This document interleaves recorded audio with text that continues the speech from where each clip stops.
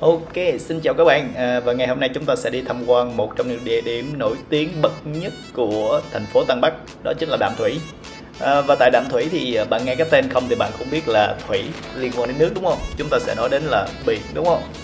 Nhưng ngoài ra chúng ta còn tham quan đó chính là phố cổ và nhiều công trình kiến trúc.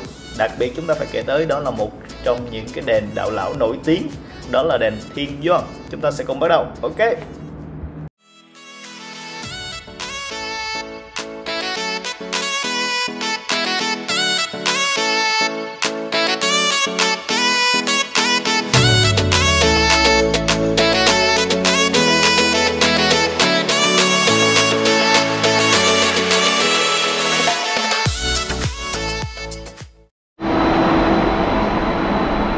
Ok, xin chào các bạn. Và mình vừa mới đi một chặng đó là MRT từ Main Station, và sau đó thì mình phải đổi một cái phương tiện vận chuyển khác, đó là Light Rail. Và sau khi mà đi Light Rail xong thì mình sẽ đến một phương tiện khác nữa. Thực ra là 3 phương tiện vận chuyển trong cái chuyến hành trình của buổi sáng ngày hôm nay, và liệu là chúng ta sẽ có được gì, chờ đón xem nhé. Ok. Và sau 3 chặng đi thì mình cũng đến được cái đền gọi là gì nhỉ, Thiên Doan Temple. Và cái chặng cuối cùng là chặng thứ 3 các bạn, thì đó chính là cái nơi mà đó chính là cái bus, và bạn sẽ nhớ là cái bus 875 nha. Nhưng mà khi mà bạn xuống cái tàu gọi là tàu nhẹ thì bạn sẽ nên nhớ là ở đó cũng ngay chỗ cái bến tàu nhẹ luôn thì có một cái gọi là cái ga, cái trạm xe buýt. Nhưng mà cái trạm xe buýt đó không phải là cái trạm xe buýt để đi lên cái đền này, và bạn sẽ phải đi bộ một đoạn rồi sau đó rẽ phải tiếp tục thì đi qua một cái đền gọi là đền đạo lão, hơi nhỏ một xíu, và đi thẳng tới phía trước thì cũng có một cái trạm. Nhưng mà cái trạm đó bạn cũng sẽ thấy cái tuyến đó là tuyến 875. Tuy nhiên thì đó không phải là cái nơi mà chúng ta sẽ đi các bạn nha, bởi vì chúng ta sẽ đi cái bến ở phía ngược lại, và khi mà chúng ta đi ở cái bến ngược lại thì chúng ta mới lên được trên cái đền này. Và nếu chúng ta đi xuống lại thì chúng ta mới đứng ở bên kia, đúng không? Cho nên chúng ta lựa chọn cái vị trí đứng cho phù hợp nha. Và cuối cùng thì 11 giờ 40, tức là 12 giờ kém 20 đó các bạn, thì mình đã đến được cái nơi này và chúng ta bắt đầu hành trình tham quan nhé. Ok.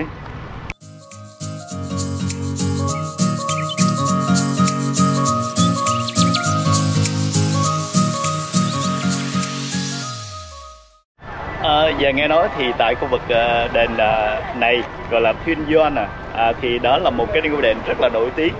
Nổi tiếng thứ nhất là về kiến trúc của nó, và nổi tiếng thứ hai là vào mùa xuân ấy, từ tháng 1 cho đến tháng 3. Thực ra mình đang đi vào tháng 4 âm lịch, thì không biết tháng 4 dương lịch thì không biết là nó sẽ như thế nào. Thì hy vọng là nó cũng sẽ có cả hoa anh đào ở đây.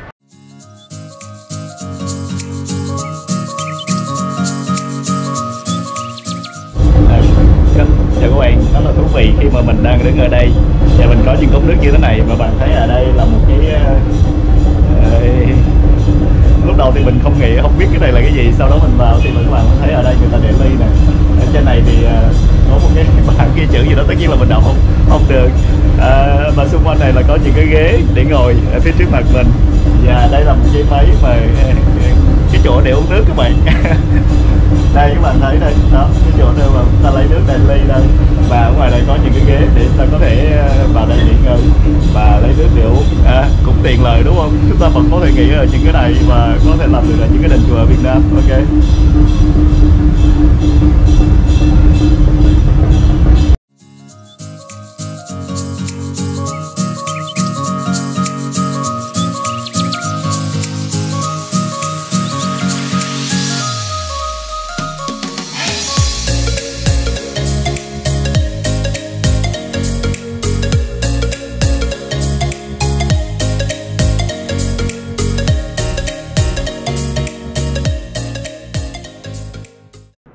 Và mình rất là trùng hợp khi mà mình thấy một cái đoàn hành lễ ở phía trước, và khi mà hỏi ra thì mình mới biết đó là một cái tổ chức đoàn thể đến từ phía của Cao Hùng để lên trên này để tiến hành dâng lễ. Và chúng ta hãy xem thử là cách người ta dâng lễ như thế nào nhé.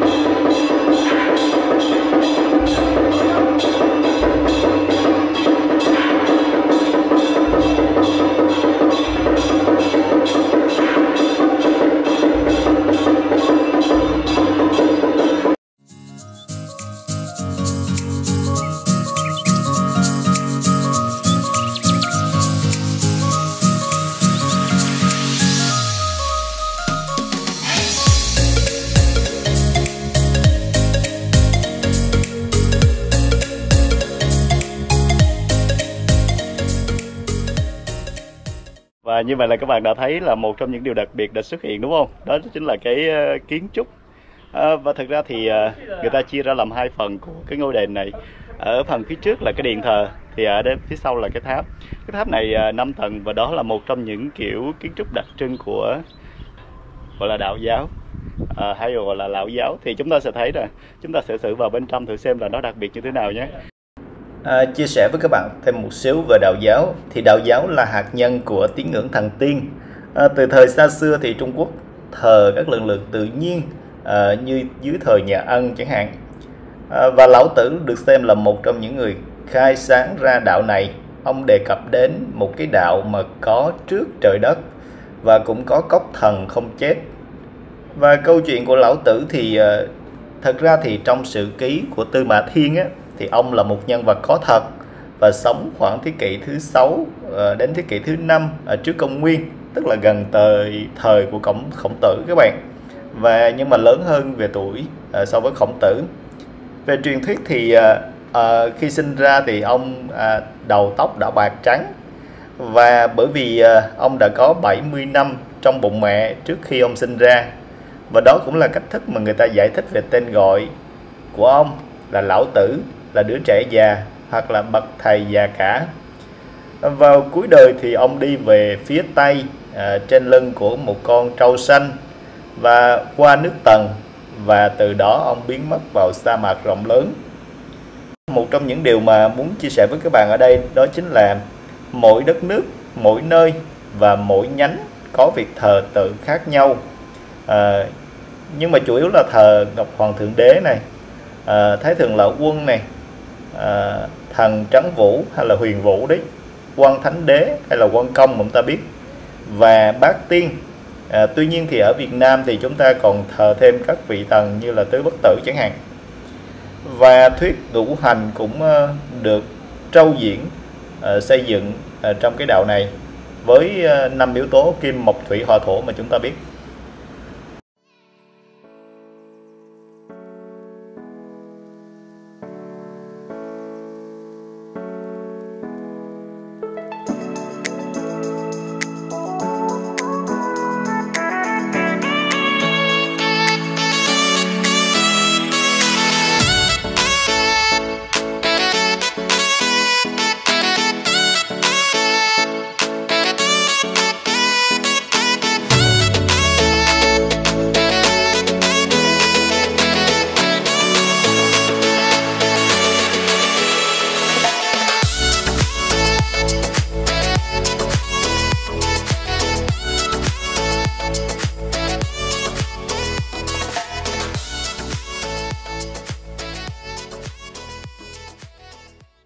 Điều đặc biệt thứ hai thì chúng ta sẽ nói đến hoa anh đào. Thì đây là một trong những cái phần của cây hoa anh đào đây các bạn. Nhưng mà thật sự thì giờ này thì không còn thấy hoa anh đào nữa. Chúng ta sẽ không, chắc có lẽ là nó qua mùa rồi chăng, bởi vì đây cũng là tháng 4 rồi. Nhưng mà ở khu vực này thì không chỉ là hoa anh đào mà người ta còn đề cập đến nhiều cái loại hoa khác. Ví dụ như mình thấy ở đây nè, có rất là nhiều cái hoa nhài được trồng ở kia. Đó, ở xung quanh đây cũng có rất là nhiều loài hoa khác nhau, cây cỏ. Và đặc biệt ở phía sau là một cái đồi núi, nó giống như kiểu là hậu trẩm đó các bạn.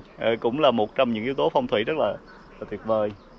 Vậy thì chúng ta cùng nhau quay xem xung quanh đây nó có gì nhé. Ok.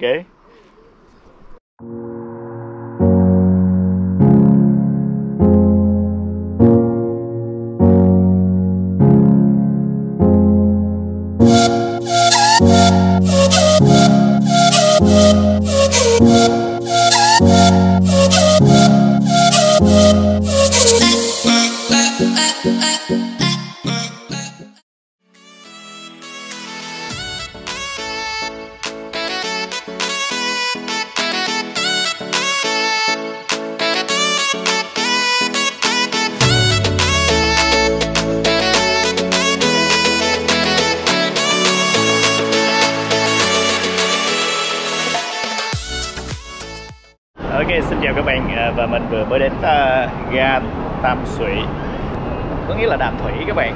Và đây là một cái huyện ở phía tây bắc của Đài Bắc, một cái huyện phía ven biển các bạn nha. Và ở nơi này tất nhiên là sẽ có những gì nhỉ? Tất nhiên là sẽ có những cái làng chài ven biển. Và ở đây còn có những cái công trình kiến trúc.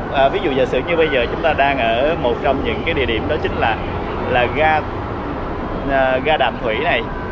Và tại khu vực này thì có MRT, tất nhiên là chúng ta có thể đi về Đài Bắc được. Nhưng mà mình bắt đầu từ ngôi đền, đó là đền gì nhỉ? Thiên Yuan. Yeah. Và đi xuống cái này bằng cái tuyến xe buýt là 875 và đi đến cái ga này luôn ha. Và ở đây thì có làng chài, có những công trình kiến trúc, đó chính là nhà thờ, rồi những pháo đài ngày trước của người châu Âu. Và nó cũng được xem là cái nơi mà có cảng biển lớn thứ hai sau Câu Hùng. Vậy thì chúng ta cùng nhau khám phá thử xem nó như thế nào nhé. Ok.